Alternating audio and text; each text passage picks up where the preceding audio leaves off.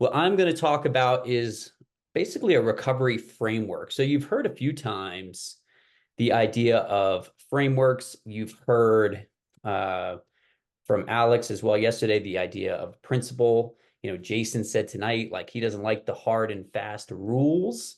I will even say with a lot of folks, when they've got the rules down in the strength conditioning world, is a good time for them to start, looking into how to break them, right? And so I really want to come at you with a practical standpoint. And one thing that I got to reflect on, and I got to say that I love about a lot of the information that Evan puts out is once you can kind of grasp some of the individual concepts involved, really there's a good amount of intuition to it. There's a high level of practicality to it. And he always does a really good job of tying it into specific examples, specific scenarios that kind of bring it to life and make it a little bit more digestible than it might be, let's say, if you just read it in the caption. And so, adding that layer, that context is extremely important.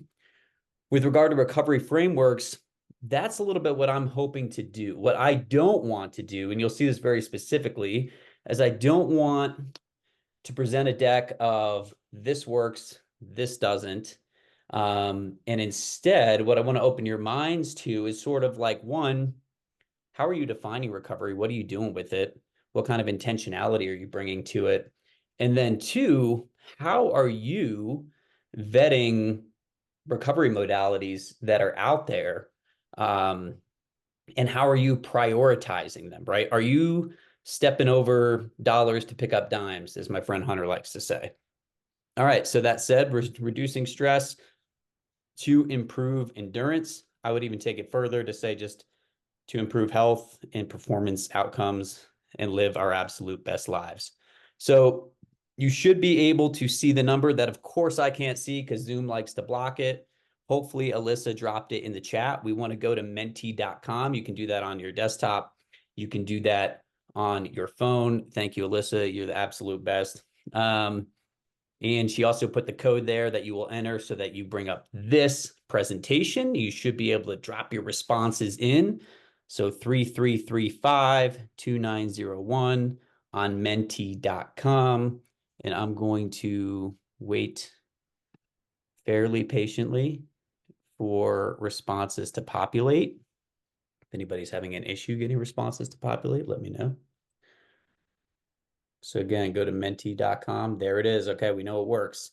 Rest. What is recovery? Rest. Okay. See what else comes up. Now we have a brave one. Oh, I can move the chat. Allowing the body to heal. Okay. Recuperate. I like this. Oh, I got to minimize myself. Relief. Rebuild. Bounce back after impact. Any adaptation to a stimulus. Adaptation. Okay, we're seeing that word adaptation now a couple of times. Rest, sleep, eating right, and hydration. So somebody's giving some specific instances of maybe how they're trying to do recovery, which would be their deliberate process, which somebody else dropped in there, allowing stress to subside, gains to show. Ooh, I like that. All right. Who said allowing stress to subside and gains to show? If you don't mind, maybe just unpacking that a little bit for us, that'd be awesome.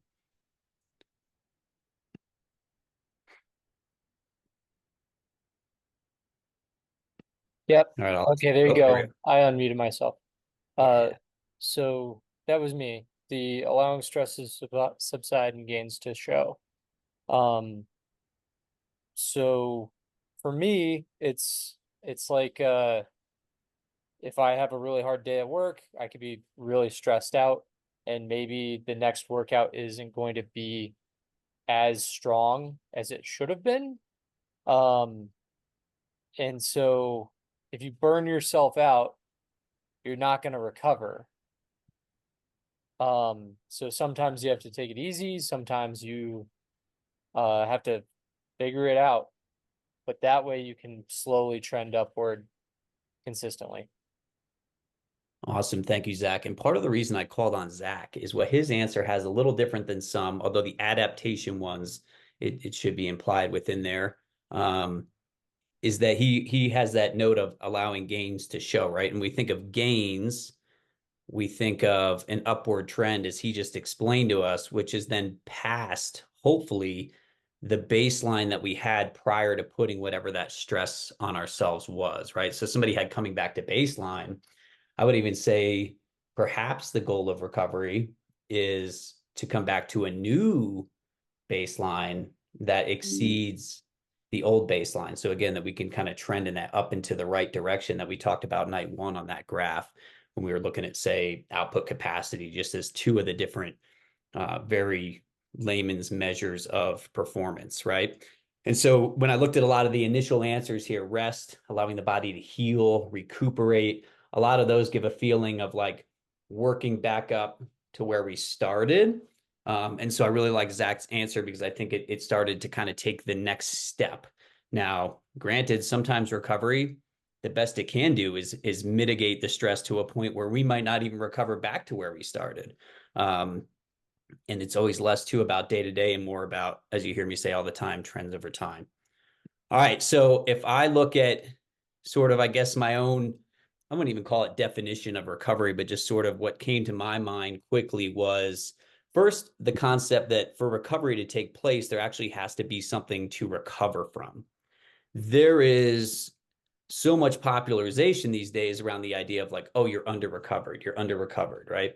And a lot of the people that I've dealt with, and we'll get more into this on another slide, but are not necessarily under recovered. A lot of them are under stressed, or at least they're lacking what I would say intentional stress, right? And so when we're looking at recovery, we're really looking at the mitigation of, say, negative stressors that might cause us to maladapt, right? To trend in the wrong direction, but also the capitalization on positive stress, right? We want to be able to capitalize on positive stress, at which point we're not just compensating, we're not just getting back to baseline.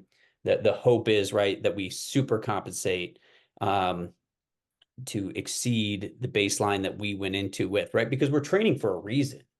We're stressing our bodies for a reason, in particular if we're referring to endurance. And that reason is to improve our performance. And so if we are not getting back to a place better than where we started, sort of what's the point? We would just stagnate. Okay, so the other component that I want to make sure I include in here, which also came up inherently through Zach's answer, maybe even unintentionally, but he first mentioned a psychological stress, right? Of like being at work, being stressed. And so I think that it's important when we think about recovery, we think about two things that are very tightly intertwined. One is going to be the physical or physiological element of recovery, and the other is going to be the psychological element of recovery, right? And obviously that each of those impacts the other quite a bit. All right, so another question for the group. What is stress? This is open-ended, so you can go with longer answers if you like. Just know my reading speed fairly limited and totally cashed out from these badass bios that I read tonight. So what is stress?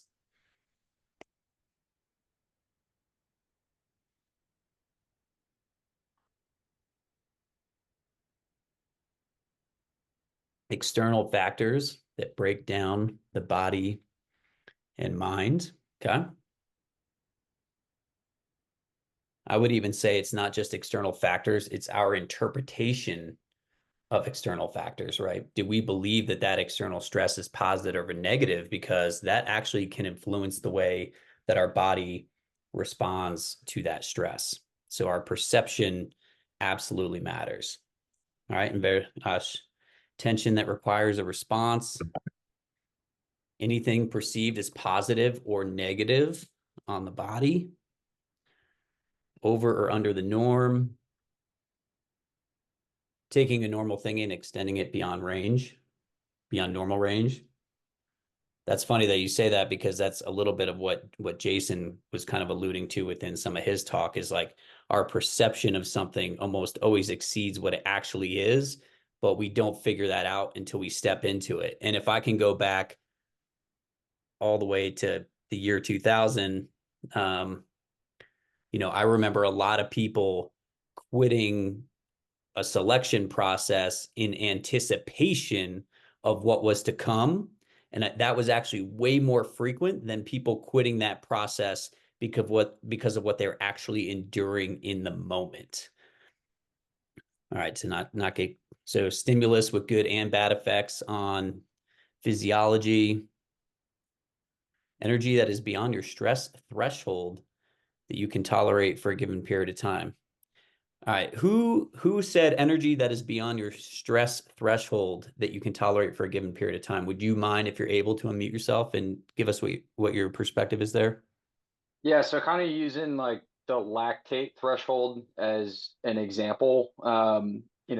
We all have like a stress tolerance that, um, when you go beyond that, that's when you start burning out. So that could be something that's kind of acute. So like you have just a really awful day at work, or, you know, stress in like the military context, or like in operations, real world, or training.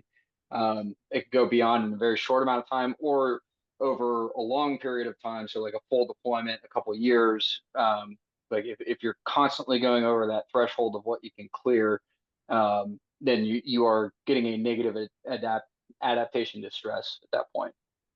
It's kind of what I meant. Awesome. Cool. I really liked what's funny is I actually had like a little bit of disagreement in my mind when I called on you, but I loved one, your answer, and two, what I realized I also love about your answer is the fact that you include a time element to it, because I think that's important, right? Like when we think about training, we inherently think about volume, intensity, rest, etc. When we think about sort of stress at large, we forget some of that there's the acute stressors, there's more of the chronic stressors, and that they can affect us in different ways. And that also that tolerance, like there's the momentary tolerance, and then there's that tolerance that builds up over time. And I know for example, a lot of operators, right, handle a lot of stress in the moment that compounds over time, and maybe they never truly deal with it. Not to go too deep down the psychological stress lane, but at some point, maybe that kind of bubble bursts further down the road. So I do like that you bring up that time stamp or that time element to it. All right, so one note I want to bring up is there's kind of a lot of belief of like stress is stress is stress. And this is something I used to even preach. I've probably got presentations out there on it where it's like, hey, your body doesn't know the difference between, you know, exercise and I don't know, a hard day at work or whatever it is. And over time, I've really started to disagree with that for a number of reasons, right? Because I think rather than just to define stress as sort of like that feeling and not even feeling as a one-way street, I think we also have to include the idea of like it's a trigger for something, it's a stimulus for something. Though some things can be very different based on the nature of the stress itself. I guarantee your body doesn't respond the same to say, eating a donut, right? As it does to doing bicep curls. Like those are two very different stressors that we're putting on the system. And so I think one, we need to look at eustress, right? De-stress. So we need to look at things, stresses that are placed on the body intentionally to drive a favorable outcome. And then we need to look at things, stressors that are placed on the body that are, especially if unchecked, can drive a negative outcome, right? We already recognize that like, hey, there's more physical stressors and there's more psychological stressors. Certainly a psychological stressor can still have a physiological response because again, these things are not independent, they're interdependent. And as we just brought up with some of what Patrick mentioned, you have acute versus chronic. I think too, how about the notion of having controllable slash intentional, right? Like prescribed stress.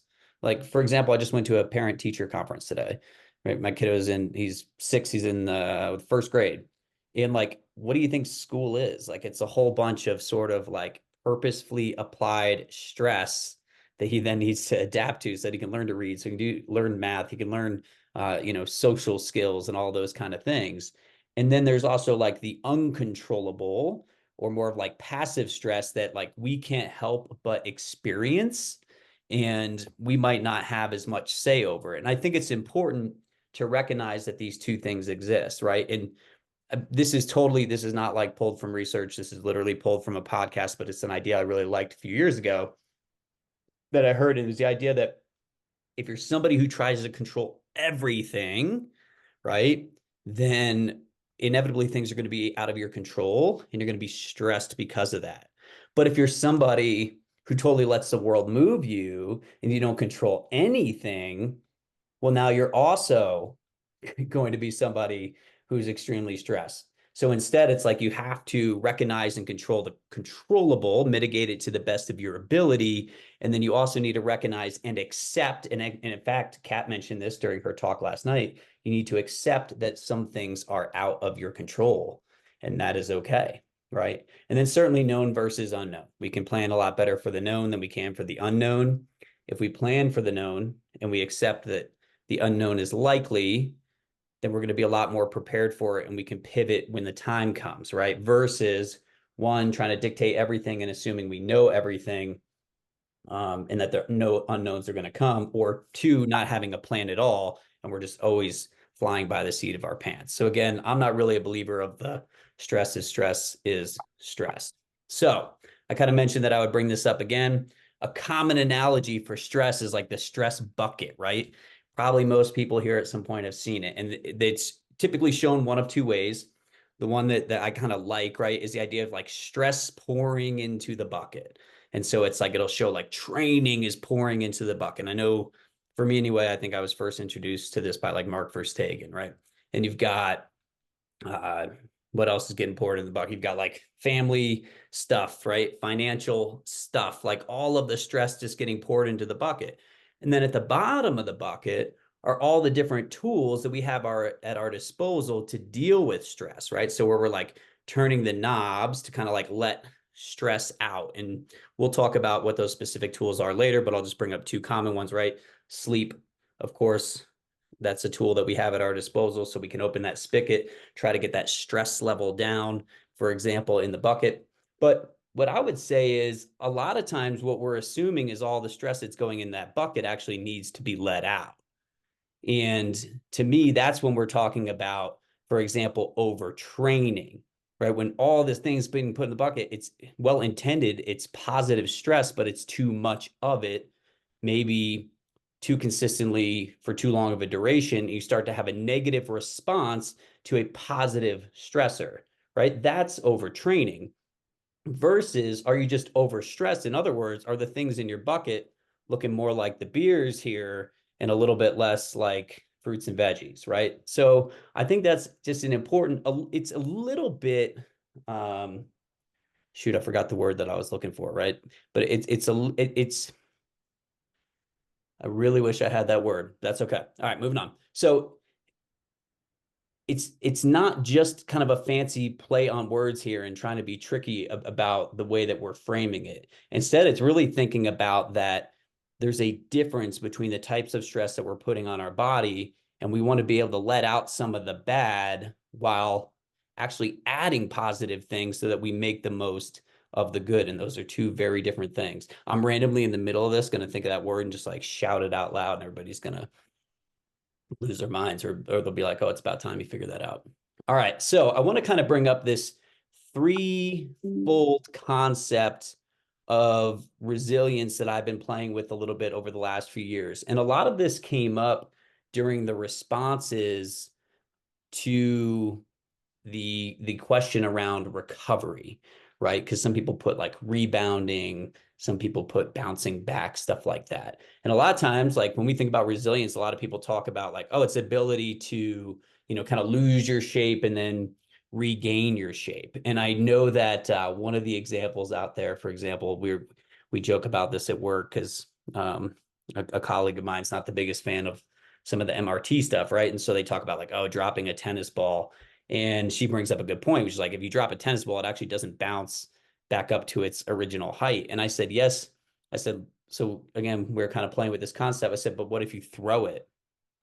Right. And like, that's the difference. Like, what if you purposely apply some stress to that tennis ball so that it hits the ground at a higher velocity? And now it's going to bounce back up past its original state. And so it's like, oh, we can actually be intentional about this.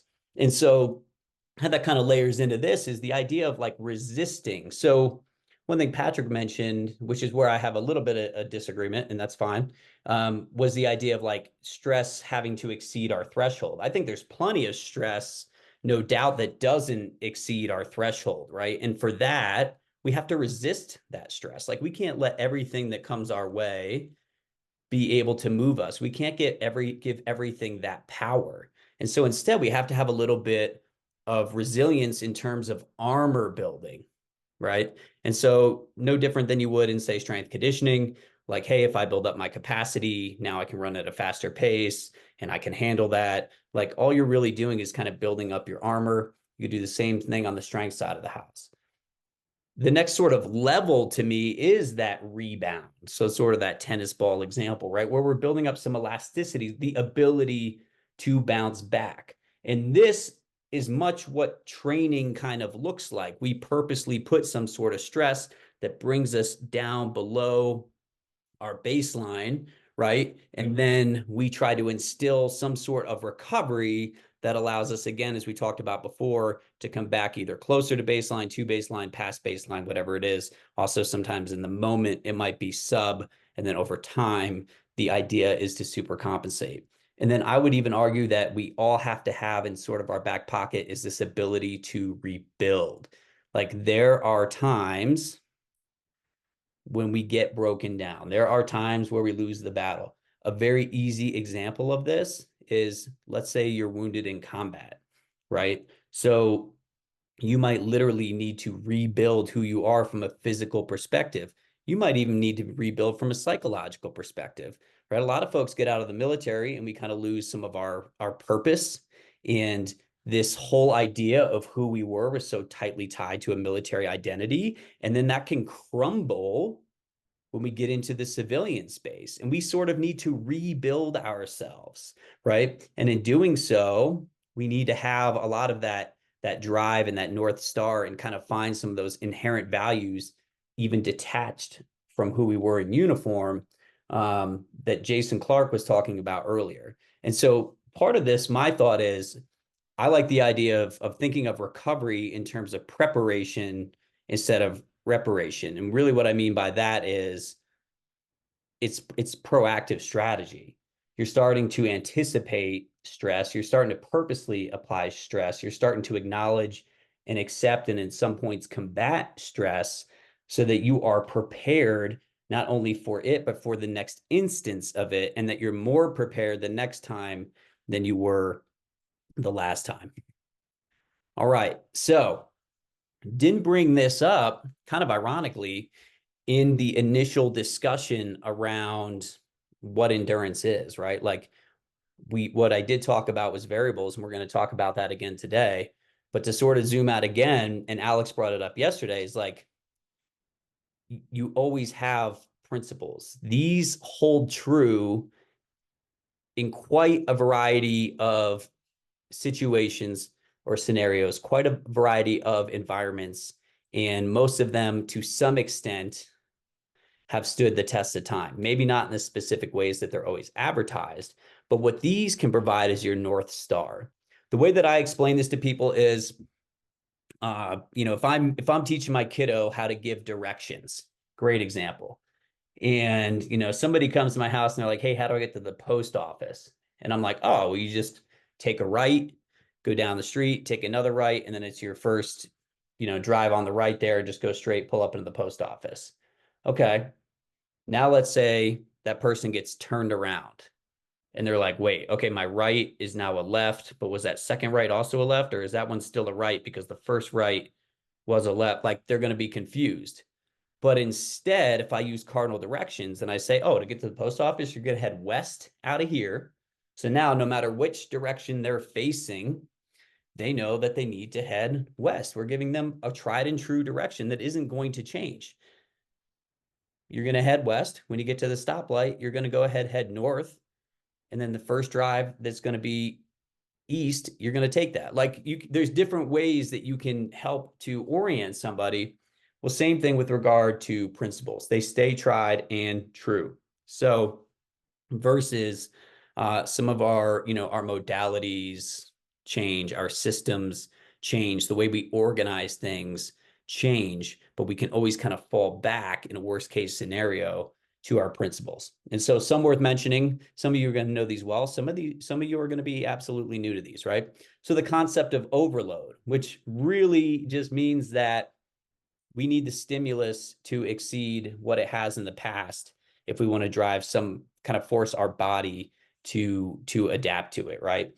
And then progression, which a lot of times we'll say progressive overload, it's the idea of like we need to continue to advance that over time, right? And there's lots of different ways that we can progressively overload somebody.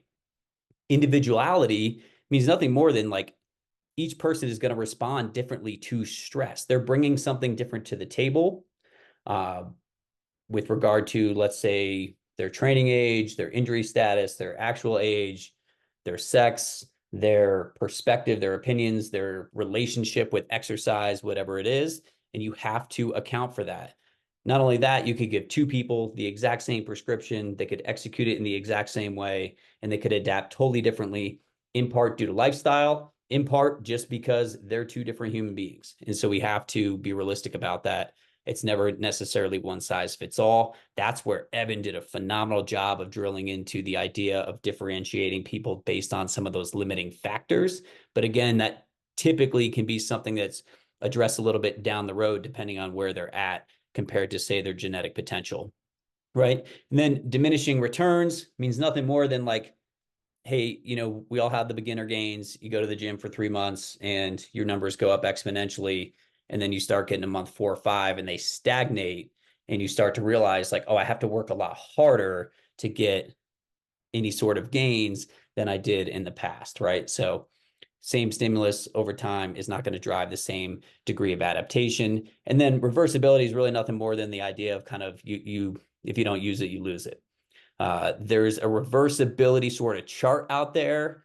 A lot of us have looked. I don't think any of us have found the actual research that it's rooted in. And so I don't want to put something like that in front of you. Plus, I'm trying to not necessarily be dogmatic. I just want to give you the idea that like, hey, you got to stoke that fire if you want to keep it lit, right? And for some people, they might need it stoked a lot more often. Some people with less frequency.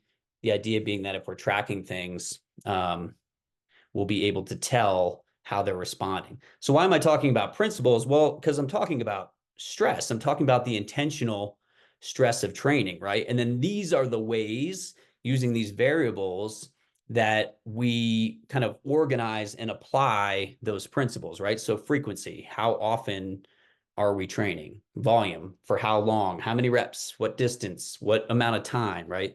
Intensity, we talked about, again, all of this on the first night. So I'm going through it a little bit quickly. Intensity, we could be talking about heart rate. We could be talking about rate of perceived exertion. We could be talking about wattage, elevation, right? Anything that's kind of dictating how hard you're working. What movements are you doing? Just like Evan had talked about, hey, if you want to be able to achieve high enough intensities on some of those tests, you have to do it on something where enough of the body is working at the same time, right?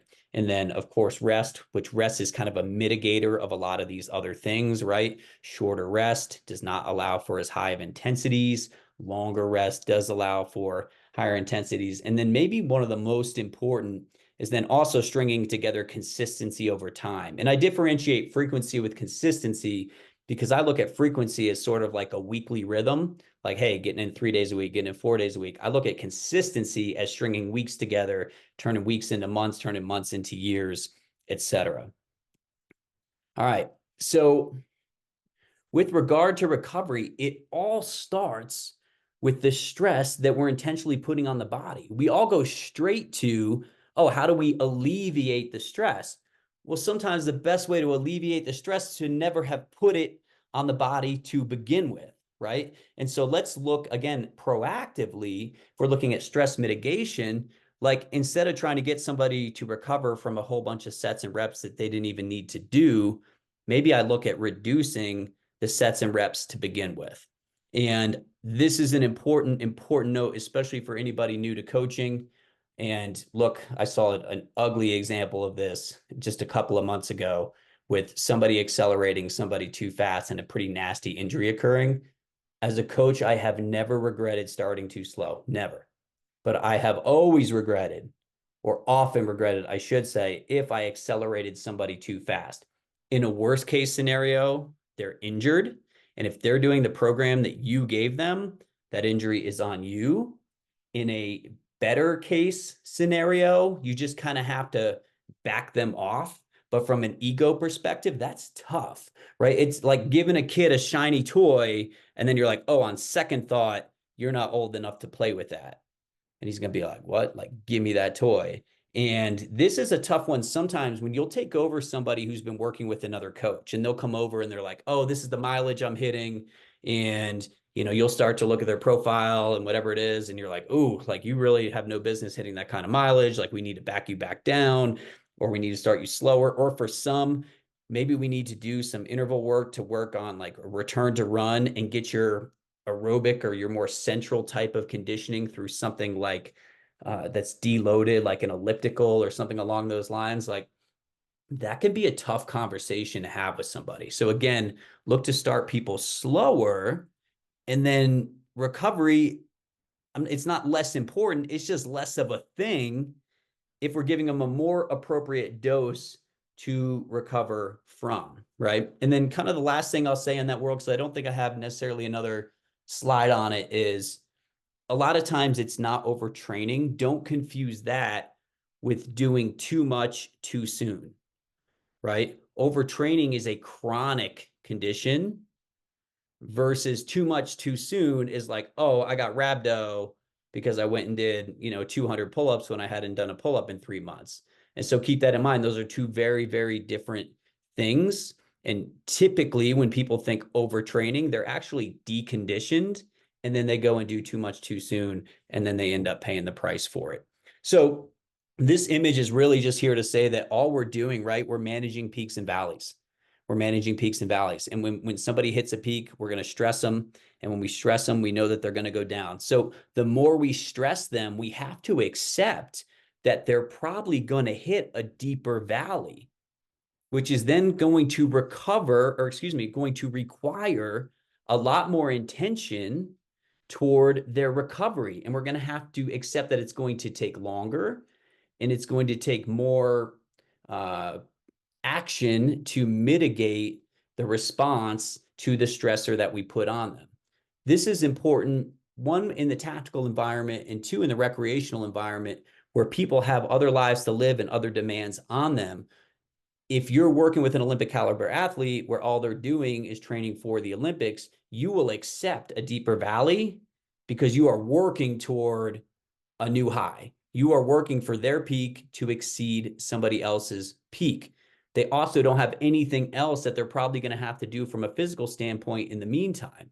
Versus if I've got an operator whose day to day is not all that known, and I'm putting a bunch of stress on them and thinking like, oh, well, we're just going to instill some recovery come next week. Like, just you wait for it. Well, what could happen between this week and this week? So while they're on that downhill. And so, to steal from Vernon Griffith, one thing that he said to me was, instead of like those West Coast, right? Go Colorado, like those West Coast mountains, maybe we're looking more at like East Coast, right? Which, if you even want to call them mountains, but more like hills. So you are willing to accept that your peaks aren't necessarily as high because you don't want those valleys to dip so low. And so you're really looking, again, bigger picture, trends over time, and trying to reduce the amount of stress that you put on someone, because you're not necessarily going to have the same recovery window, the same recovery opportunity as you might with somebody who is a full-time athlete. So just keep that in mind. All right. So that said, another question for everybody: what do you use for recovery? And these are more like a 1 to 2 word answer, I think. What do you use for recovery? You already know the risk of a good answer is that you get called on. Sleep, love it. Food, yoga, tools, diet and food. We'll slap those into the same thing. Dogs, oh my gosh. Ice barrel. Trying to keep up with this. All right, cold tub and ice barrel. I'm going to put those in the same category, although ice barrel just sounds way more Viking-esque. I love it. All right, I love the size of mindfulness, food, sleep. I really like time as an answer. That's a great answer. Because the first thing you have to do is allocate time before you decide what to do with it, right? So I really like that. Also, I think it shows that being sensitive to somebody's time that they have to recover is extremely, extremely important, right? And sometimes the best thing you can do is give somebody time back. In fact, I'll tell a quick story. When I was working in DC, I was working with folks who were, students, and they were getting stressed pretty hard. And I came in one morning to provide a physical training session for them. And of course, I had a killer session all lined up. And I walk in, and I turn on the lights, and I see like these heads coming out of sleeping bags and like looking over at me. And they're like, what is this guy doing? It's 5:30 in the morning. And I realized very quickly, like, oh, wow, they slept here last night, like in their sleeping bag on the gym floor or on a wrestling mat if they were lucky. Right. And so what did I do? I turned the lights off, right? And I locked the door, and I was like, I'll handle the cadre. You guys get some more sleep. So again, the best thing I could do is give them back their time, not use it to stress them more when they were already stressed. All right. The bourbon answer, I was going to say I'm going to ignore it, but I just didn't ignore it by ignoring it out loud. All right. So one person I wanted to call on, I got to find you. All right. Quiet. I'm going to go with time. The dogs person. Who answered dogs?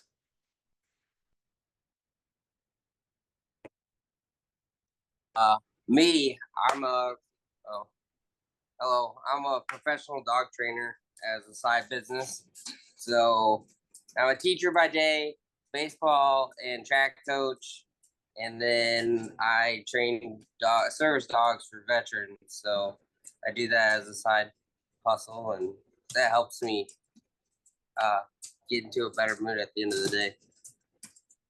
I love that. I love that. We actually, where we work, so everybody met Kat Oswald last night. She's also a current coworker of mine at Space Force, if you couldn't figure that out. And she is like a world class level dog trainer for like agility training, stuff like that.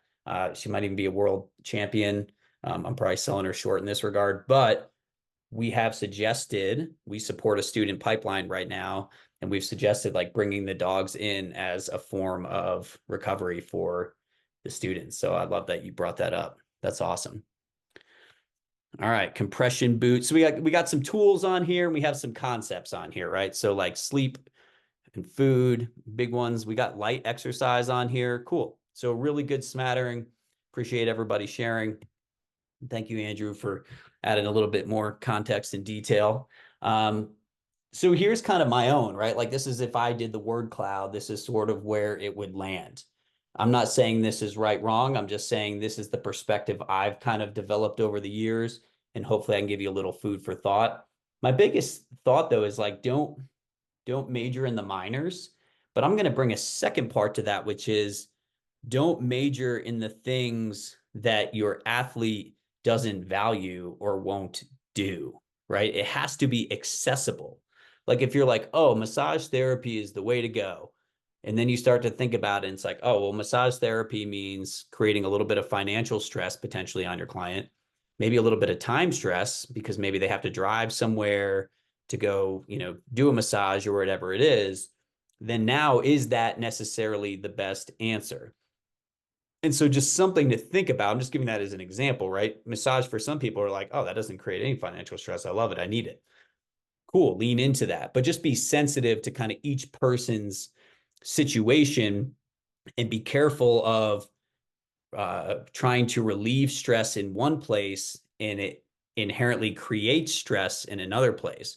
This happens a lot, for example, with nutrition, right? Nutrition is one of my top 3 on here.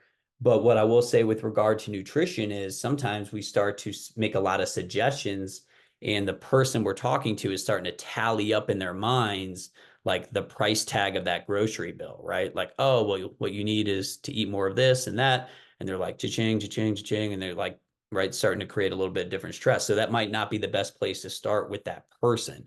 And so whenever I wish I included this slide in it. Whenever I'm suggesting recovery, intervention is a strong word, but an approach to recovery for somebody, what I'll usually talk about is one, is it going to move the needle? And that doesn't mean it has to move the needle the most, but is it going to move the needle? Is it actually going to recover them in some way based on what I know, right? Two, is it controllable? Like, is it within their control? For example, the students I just brought up, they have to give up a lot of their time. A lot of their time is owned. And so, like, I would love to say, hey, you guys need a 15-minute walk in the sunshine every day.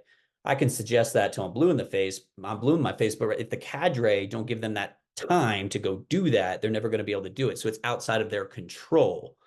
And then the third thing is it amenable? And what I mean by that is it something that they will actually do? There's plenty of things that are within my control that will positively influence my recovery that I suck at doing, right? Hydration is a great example for me. I am terrible about drinking water, right? And so you can tell me all day that, like, hey, what you need to do is drink more water. We need to do, and like, great, that will move the needle. Will probably help me recover. It's absolutely within my control. I got a whole, sink full downstairs. But it's not necessarily that amenable to me. Now, what you could do is look for a way to make it amenable, right? So if, like, can we flavor it? Would that help me drink more? Can you alternate a cup of coffee with a cup of water? Would that help? Like, you can find ways to make it more amenable, but it needs to be all three, right? Controllable, influential, and amenable. And then the fourth one, tying back into what we talked about with training, can they do that consistently over time? It also needs to be sustainable. Sustainable. Again, I wish I would have put that slide into here in retrospect, but we live, we learn. All right. So this is, right, I look at stress management. Stress management is kind of everything I've already talked about. Yes, we could get into specific stress management strategies, but really it's just the idea of recognizing all the stressors in our life and determining which ones can we, one, just get rid of, two, can we work specifically to mitigate, and back to the idea of, like, what's under our control. And a lot of times training variables are very under our control, and so we can make good decisions. It's part of the reason also that I include sleep and nutrition on here, because, like, at some point everybody's got to sleep and everybody puts something in their face, and so all of these things are already happening and don't necessarily require, like, going out of our way to address in some way, even if not idealistic. All right. So let's dive in to sleep. Look, in the past, every single almost seminar that we've had on strength and conditioning or endurance, we have had Allison Brager, right? Dr. Allison Brager / I think Major Allison Brager, come and talk about sleep. Google her. She is anywhere and everywhere. She has one of the favorite podcasts I actually listened to her on was Barbell Shrugged. I'm going to guess she was on Mops and Mo's probably too. She is 100% in the vault. And so when you get certified, go dive deep. I had to make a tough decision on this seminar and decide that we weren't going to do a sleep specific talk, that instead we were going to provide a bigger framework for recovery, knowing that for most of you who will certify, you can go sit down and nerd out over any of her presentations that you can find within the vault. So this is me absolutely, like, championing what she puts out. So with regard to sleep, though, three things that I want us to think about, right? One is going to be quantity. Sure, it's going to differ for some, but really, generally speaking, we're looking at somewhere in the 7 to 9 hours range on a nightly basis, right? Or can we average that over the course of a week, knowing that some nights might be a little bit wonky? Can we make up for it somewhere else, right? Important with regard to sleep quantity is ask somebody a simple question like, hey, when you wake up, do you wake up feeling refreshed? Like, very subjective, but if their answer is yes, then their sleep quantity is probably somewhere decent, right? I had somebody recently who was somewhere in like the 6.5 hour range, and I'm looking at his data. I'm like, oh man, like only 6.5 hours of sleep. Like, how do you feel? And he's like, I feel pretty good. I'm like, what about when you wake up? He's like, I love it. Wake up, love life. I'm like, all right, I don't need to talk about sleep anymore with this guy, right? And so be careful making assumptions. Again, if I try to pressure him into going from 6.5 to 9 hours, for example, or even 6.5 to 8, I'm stealing his time. What other stress is that going to then create? And then two, what impact might that have on his sleep quality? So also, we want to make sure we're paying attention to sleep quality. The biggest thing that we use in our kind of day-to-day, we're having conversations with guardians, for example, is what is your last hour like before you go to bed? Right? Just paint me that picture of your last hour before you go to bed. And, you know, if that looks pretty clean, but their sleep quality still feels low, like if they're waking up a lot in the middle of the night, for example, or they're not waking up feeling refreshed, even though they just slept for 9 hours. You know, if you have wearable tech, it can give you an idea of the stages, but it's not necessarily all that accurate. But a lot of times asking about that last hour before bed starts to give you an indicator of their quality before you even ask them what their quality is like, right? And so we can kind of start from there and then work our way back into other things in the day that are going to have an effect on sleep. And then maybe most importantly, especially if we're talking about longevity, is going to be having a consistent go to bed time and a consistent wake time, right? Because having those things be inconsistent is definitely an indicator of some issues down the road. So just something to think about. Sorry for anybody who's dealing with, say, shift work. Again, with shift work, that's just one more reason that we need to focus on this next slide, which is going to be our sleep hygiene, right? Like, what are some of the tools at our disposal to try to get the most out of sleep for helping us to recover? So one of the things with sleep hygiene, one of the biggest mistakes I think we make, and I used to make in the past, right? Like I hand someone a document, it's got like 15 tips for sleep hygiene. And I'm like, here you go, just do these things and we're good to go. And, you know, you're just overwhelming them more than likely. And so instead, what we start to go is back to that idea, right? Influential, controllable, amenable. I've had folks who the first step might be, oh, you have a TV in your room.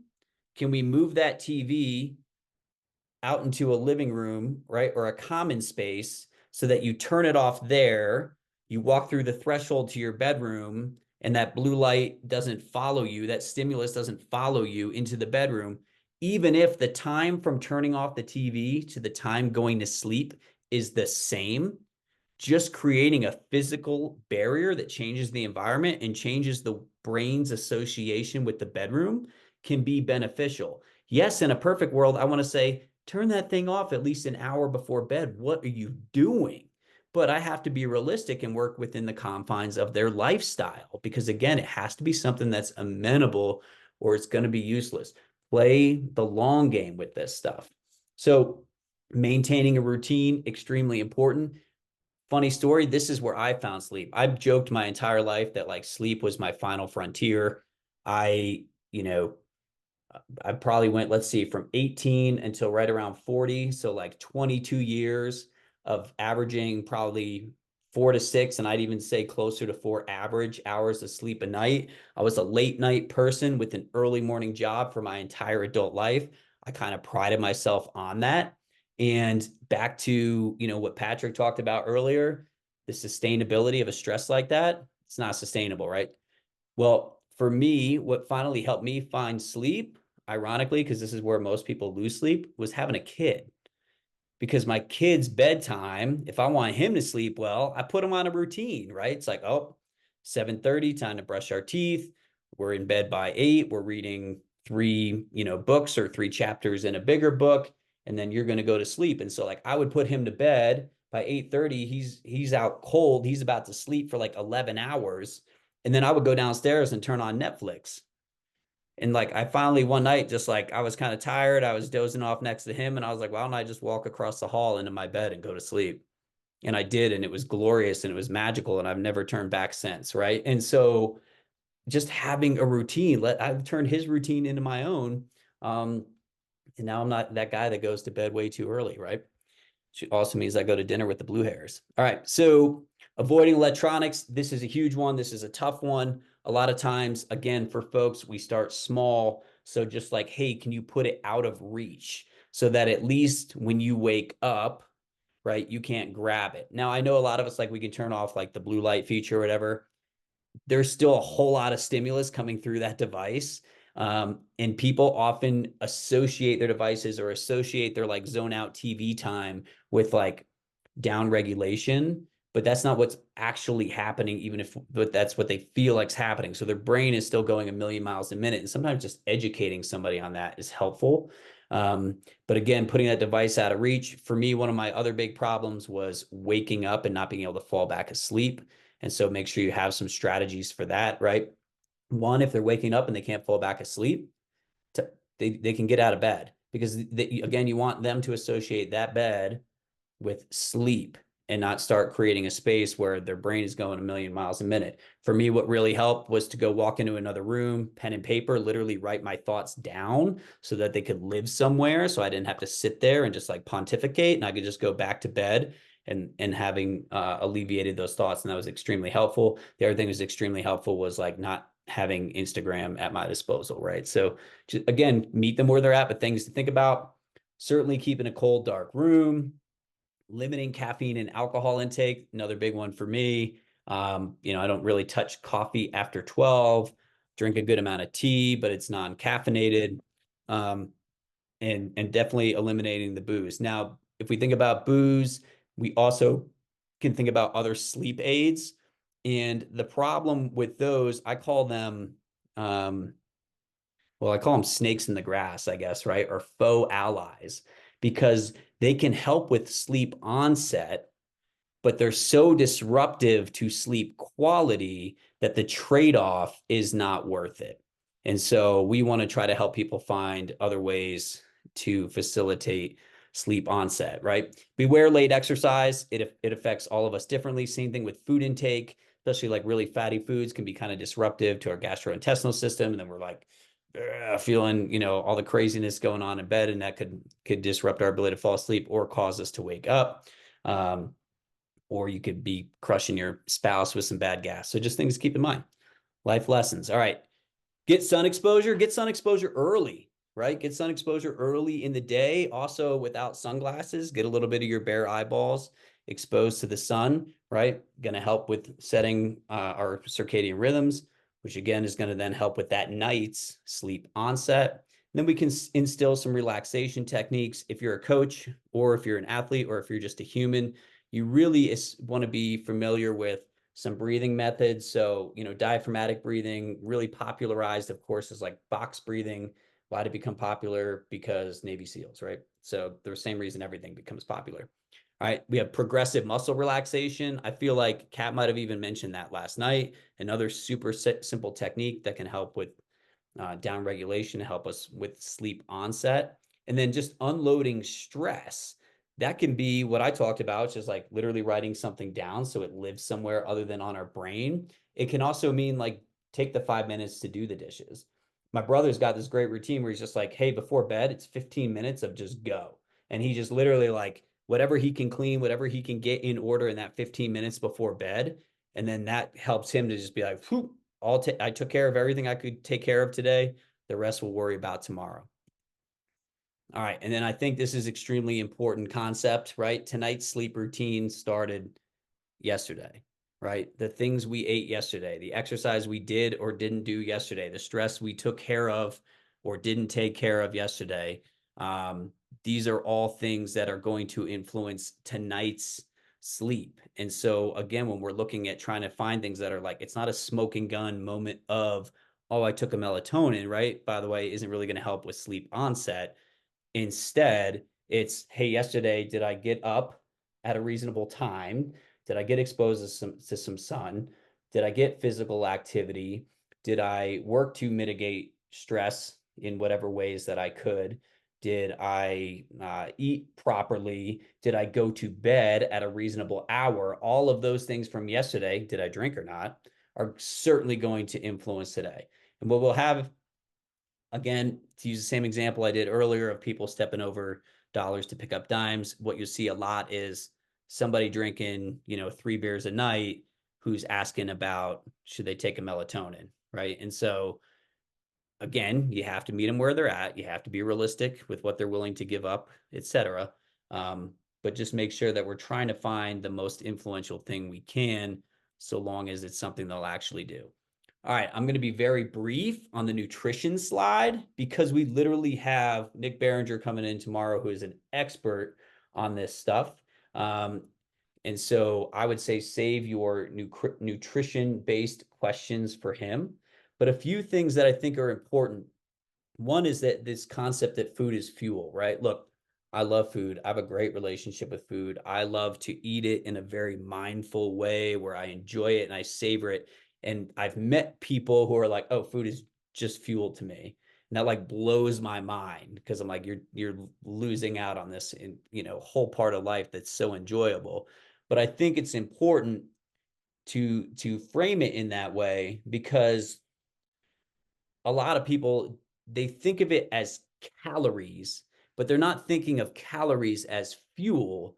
They're thinking of calories as this enemy that they need to fight, right? And so instead, if we think about it as fuel, we think about, well, let's proactively put the right things in our body to fuel performance, right? And again, this is stuff Nick's going to get into it detail. And like when you've got the keto questions and you've got the, hey, what's the oxidative response of the body to ketogenic diet and all those things? Like, ask Nick, don't ask me. I'm not your guy, but he'll be the one to best answer those. But I do think that it's important to note on things like, right, carbs are not the enemy. And of course, we know like not all carbohydrates are created equal. And many of us, if we're endurance folks, or if we're intermittent athletes, we're going to need carbohydrates. And even if you're an endurance athlete who is training to be, say, more oxidative in nature, right? It doesn't, you still are going to have higher intensity activities. You're still going to be doing some intermittent work. By the way, you also still have a brain that needs to function from a cognitive perspective, and we need to feed that thing carbs, right? All right. With regard to nutrition, we want to look at sustainability and sustainability within the context of the environment that you're in. So for example, let's say I'm training up for a month-long selection. During my train up, maybe I have everything under the sun at my disposal. Well, what I have to think about as well is, well, when I perform at selection, am I going to have that same fueling at my disposal, or am I going to be working with different things? And I need to prepare myself for that. So how sustainable is my current approach? We talked earlier, right? So I haven't mentioned here, right? Like with regard to carbs, they're going to help us to resist stress because they're going to fuel the system. Well, same thing with regard to protein, if we kind of associate it back to that idea of rebuilding, right? Protein is not a great energy source, but it's certainly going to help us rebuild the structure within our body after we've placed intentional stress on the system. Test fueling strategies and training. I kind of mentioned that earlier. I've certainly seen this in the past where somebody will not touch a supplement during a 6-month train up, and then they'll go do a month-long endurance event and suddenly bring a whole bunch of supplements with them that like their buddy swears by. And that's going to be the first time that they're trialing those out. That is not when you want to figure out if it works or not. There's a great so we've had a few folks who are associated with Uphill who have talked, and there is years ago I went to a cold weather and altitude symposium, and it wasn't an Uphill guy, but it was somebody else who's navigated like the North Pole a bunch, and forgive me because I don't know his name, but his fueling was almost all fat based because super high calories, right? And he had trained his body to really efficiently utilize that fat.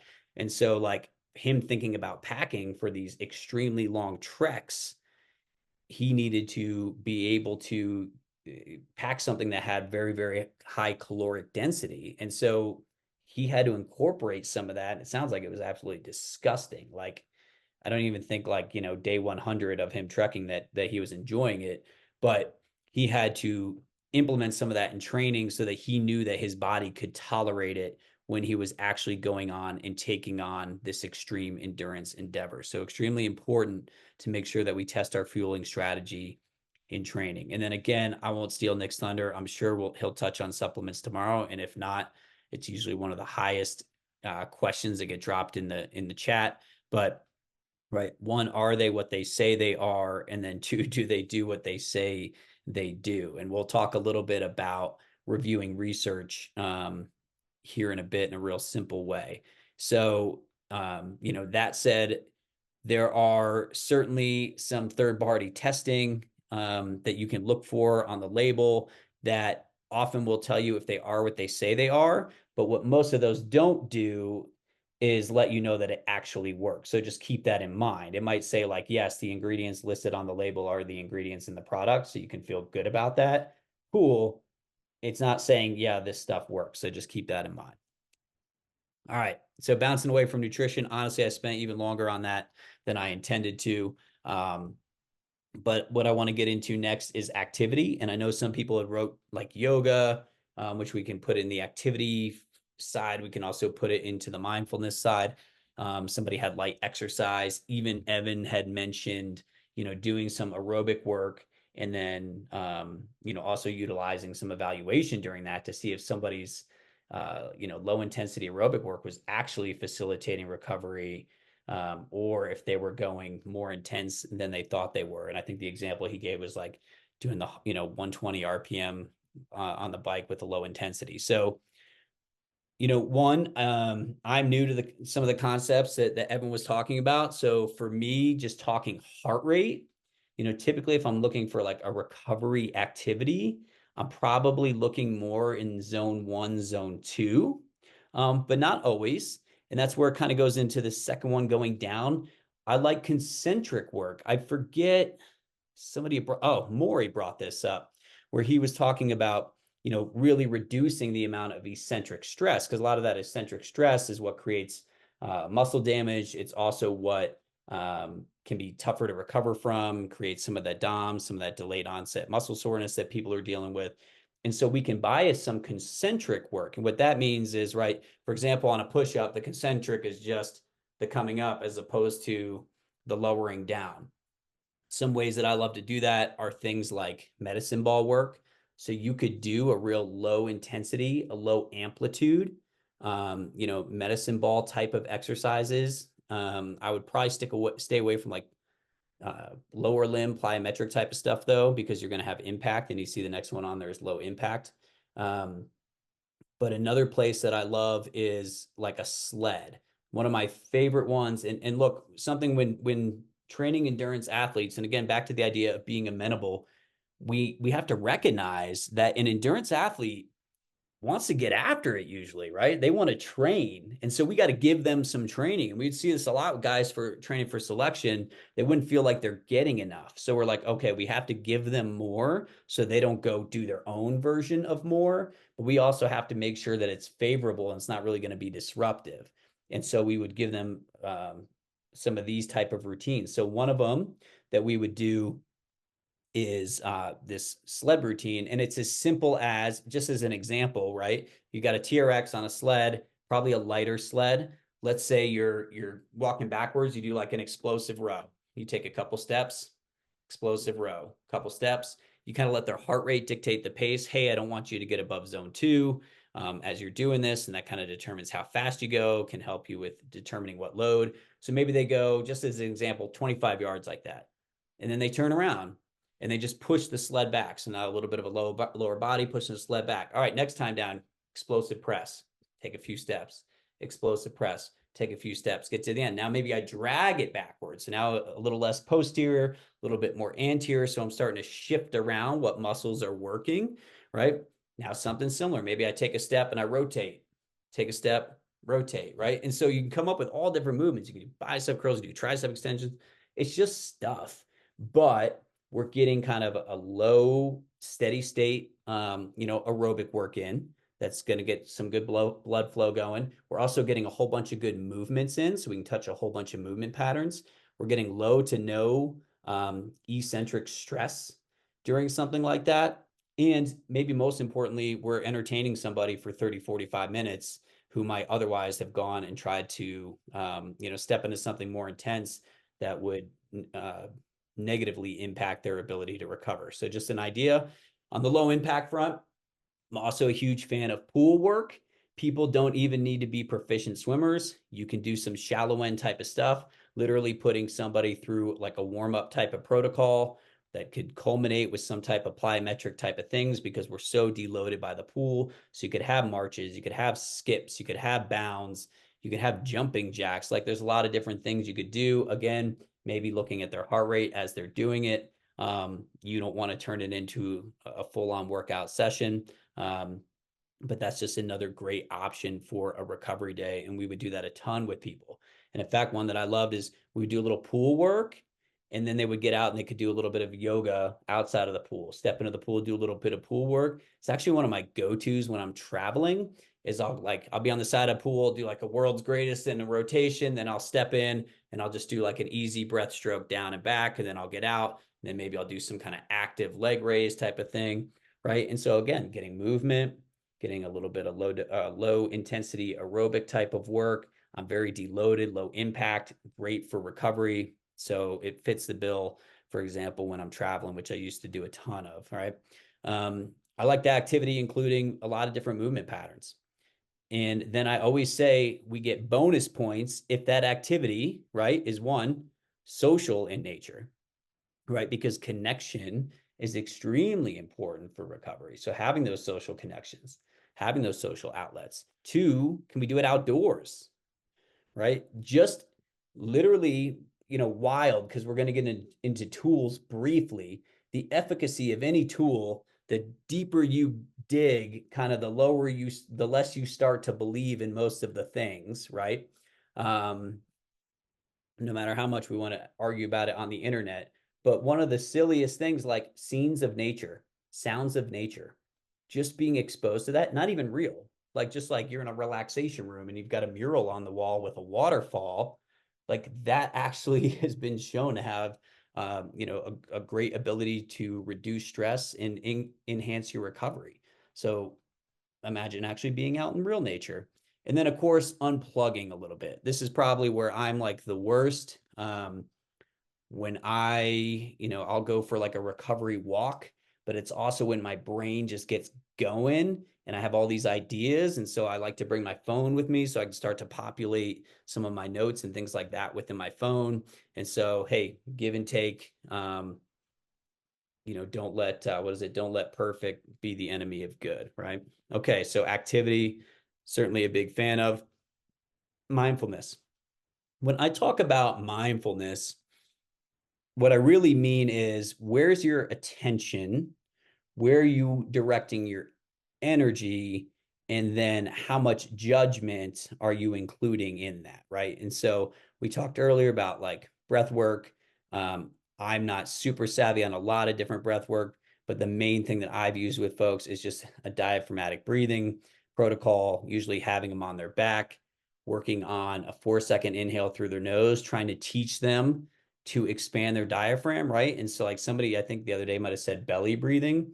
I like to cue them. So that's part of why I have them on their back, probably with their kind of feet up toward their butt, to breathe into their belly, their love handles, and their low back all simultaneously. It's almost like they have an inner tube around them that they're trying to expand as they inhale. And you'll watch people struggle with this and kind of start to figure it out. You can also cue them by actually giving a little bit of feedback, giving a little bit of resistance, having them expand your hands, and you'll see their ability to translate less, in a horizontal fashion at the chest, and start to move it a lot, or even worse, that vertical translation, right? And start to actually belly breathe. And then as they get more comfortable with that, here's the irony: when you first have somebody do it, it's not going to do anything for their ability to like down regulate, because they're so stressed over figuring out how the hell to breathe right. And so you got to give them some room to figure it out. And then we'll work on, like, I'm big on try to like double the length of exhale. Sometimes I'll even have them blow out like till they make squeaky noises, right? Like, hey, you've got no air left in the system whatsoever. And then have them work on, okay, we're going to put together, say, 5 breaths or whatever it is. So kind of the next level of that, right, would be something like meditation, which is in that breathing, but also now where's your attention, and you're keeping your attention purely on the breathing. And then if it gets distracted, you're supposed to not judge yourself or get like, oh, damn it, I was thinking about that, whatever, instead of thinking about my breathing. Like, hey, no judgment, bring it back to the breath and kind of, refocus. So I take mindfulness kind of like another step, I guess, or maybe I'm just like including it in a broad category, because again, I think of it as attention, energy, and judgment. And I think rehearsal is a big one, right? So kind of like if we think about almost like not stress inoculation necessarily, but stress exposure training, which is really nothing more than just training. And it's a lot of what Kat kind of referenced. And the way I like to think about rehearsals are you're just layering in kind of levels of stress, but you're also layering in levels of reality. And so maybe at first you're focusing on something that's only visual, then maybe you include visual with some kind of sound. And so like what I'll say is try to appeal to as many of the senses as possible within your rehearsal, or at least build up to it over time, right? And so, one of the most phenomenal things that I thought that we did in Rangers, honestly, was some of our training was extremely realistic. It didn't start that way though, right? It started simple, like, oh, you're shooting a static target from a static position, without kit, and then maybe you're layering in kit. So now it's a little bit more cumbersome. Okay, maybe now we're going to layer in some physical stress. Maybe now we have some decision making layered on top of the physical stress. And then, like, ultimately, it's culminating in a scenario that's very real, all the way to where it would even smell real, right? And so, like, now it feels a lot like combat. And what does that do for us? Well, it's a proactive stress strategy. So now when I'm in the actual stress of combat, I feel like, oh, I've been here before. I can handle this, as opposed to it being overwhelming, right? And then, of course, too, within our rehearsals, the beauty in that environment. And when we go and do the real thing, just like Kat talked about yesterday, if she has a bad run, if she has a bad practice, right, she basically does a little bit of an internal AAR, right? Like, okay, what was supposed to happen here, what actually happened, and why. And then I think that judgment piece is part of this. Like, hey, instead of being judgmental about it, like, that's not going to help. It's the old like quarterback idea, right? Like, hey, next play. So same concept here. Like, don't get wrapped up in judgment. Just look at how to improve it. All right. So that's we're kind of segueing, I think, into the final piece of my sort of hierarchy. I almost hate to even use that term, but of recovery strategies, right? And so I think that this concept is important. And I put TAC Pro on here is from a slide that I have from another deck, but tactical professional, you could certainly put athlete here. You could really put anything here. But when we think about choosing our recovery modalities, a lot of us like to say, like, oh, evidence-based. A buddy of mine gave me a great correction because I posted this, and he was like, it's not evidence-based, it's evidence-informed. And a little bit of semantics. Semantics is the word I was looking for earlier in the night. Semantical argument. Yes. All right. So a little bit of semantics, but I still like it. I like the idea, right? And so and I especially like the idea within this framework, because this is nothing more than a medical model. And what we're saying is, when it's evidence informed, a lot of us say that term as like, oh, it's rooted in research. What it actually means is more three-pronged, right? And so, yes, research is a component of that. But what we're looking for is to maximize overlap of these three components. HP Pro is nothing more than a human performance professional. It's a coach, right? And so also we have the coach's experience and the coach's perspective. And then we also have the athlete perspective.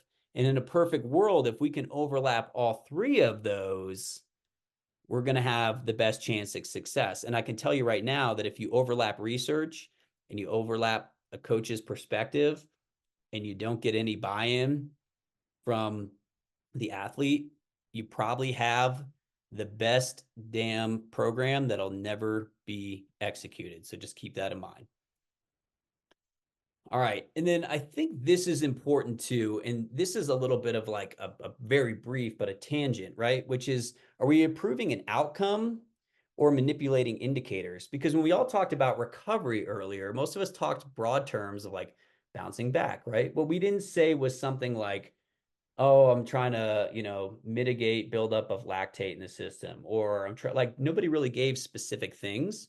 A lot of times when we look at the research behind recovery modalities that we're going to get into, a lot of the research is showing that the modality is able to some extent, mitigate something that is more an indicator of if somebody is recovered or not. It's more a byproduct, as opposed to, is it actually showing that their performance has improved? And the other thing is, most of them are looking at acute performance.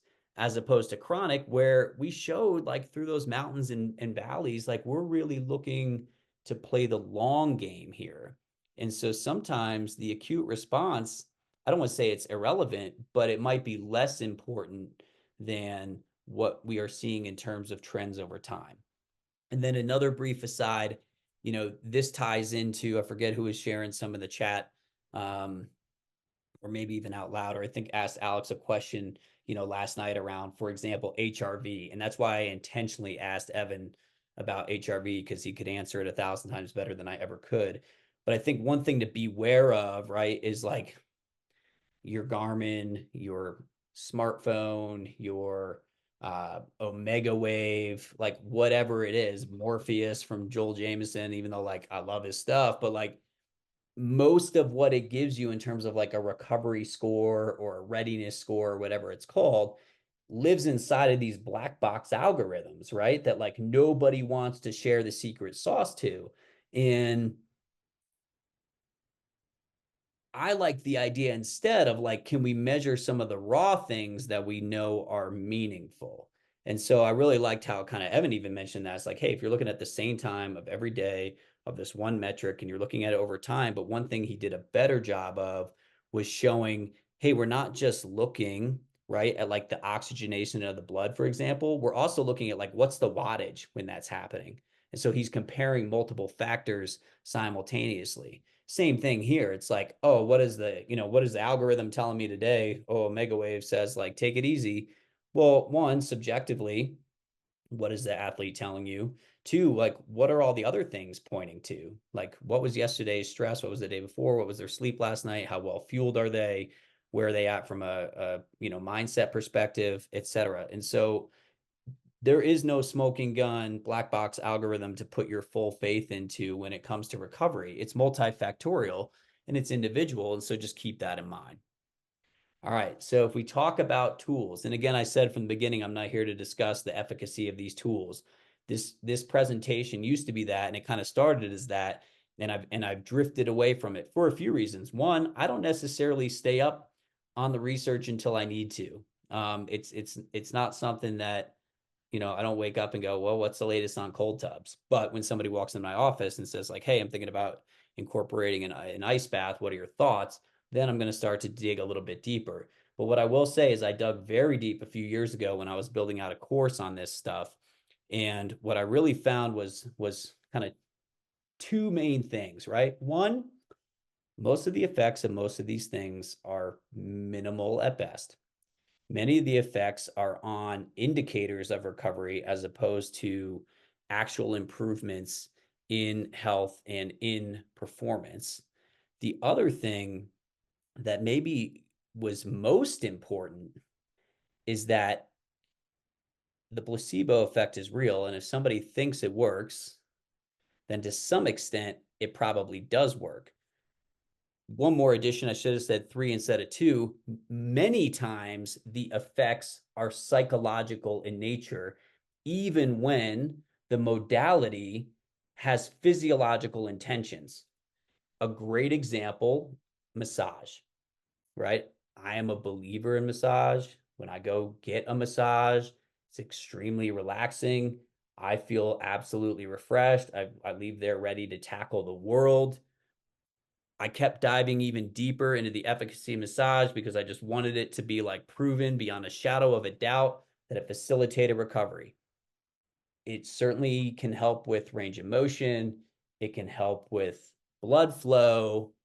It can help with psychological recovery. But from a physiological standpoint, there was very little evidence to suggest that it truly recovered somebody in the way that I would define recovery, which is after I get a massage, I then go perform better because I am recovered. And so just something to keep in mind. The other thing is like they're always looking at that thing independently, where in the real world it exists interdependently, right? And so it's not the only thing happening. There's also fueling around it. There's training before and after it. No different than the idea that like, hey, stretching reduces your power output. Okay, what if you do some passive stretching and then you follow it with some active stretching and then you do some type of priming or plyometric type of activities. Now, when I go test on, say, power, where's my power output compared to where it was before? So you always have to think about the totality of the context around any of these recovery mechanisms. All right. So in that, don't take their superpower. If somebody comes in and they swear by a foam roller, I'm not going to be like, that thing doesn't work for the way you think it works. I'm not going to say like, oh, you're not ironing out the knots in your muscles. Hey, if they believe in it, I believe in it too. What it really is, it's a conversation starter. Man, you think a foam roller is good. Have you tried sleep? Have you tried water? Right? Have you tried some mindfulness and breath work? Insert other things here, because if somebody has a foam roller, it says to me, I value recovery to some extent. And that's a conversation starter. And the other thing is, the moment you tell them something doesn't work, well, now maybe it doesn't anymore. You could even take something that does work and convince somebody it doesn't, and it won't. Nocebo effect. Okay. So just keep that in mind. All right. So I think this is my last slide, and I'll keep it brief, but I think it's extremely important. The best class that I took in grad school, and I've got a book up there that I still pull down often, is basically how to vet research, right? When we look up research, we're not researching technically, we're reviewing research, but some things to look for to pretty quickly debunk some of the research that you might find, or some that's shared with you, is like, who performed it? I won't say who, but I remember when I worked at the NSCA, and a certain force plate company really wanted to be involved and really wanted like the NSCA blessing. And they were like, look at all the research we had.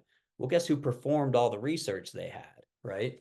Not only that, who are the subjects of the research? How do they compare to you or your athlete, right? And how many were there? Like if it's an N of 7, that's probably not quite enough for us to make a generalized consensus based on that research, right? How was the independent variable applied? Was it applied in the same way that you're going to apply it in whatever setting you're in, or was it done totally differently, right? Was the study randomized? Was it controlled? Was it blinded? It doesn't mean it's good or bad. It just means that the level of evidence exists on a spectrum that we need to be mindful of. Effect size, right? Oh, and by the way, like the article of the person who's citing the research is not the research. Like, go find the original papers. And a lot of times your mind will be blown how often folks cite things and you pull up the original paper and you're like, I can see through this within the first 5 seconds, right? What is the effect size, right? So what's the relationship between the variables? So in other words, like when the independent variable changes, how much is it affecting the dependent variable, right? What is the strength of evidence, AKA the significance? So familiarize a little bit, even just a little bit, with some of the statistics surrounding that, and it's going to help you determine the efficacy of the findings that you're reading. Certainly, is it peer reviewed, and in what journals? Is it a reputable journal? That alone doesn't make it great. Again, it's the collective of all of these things.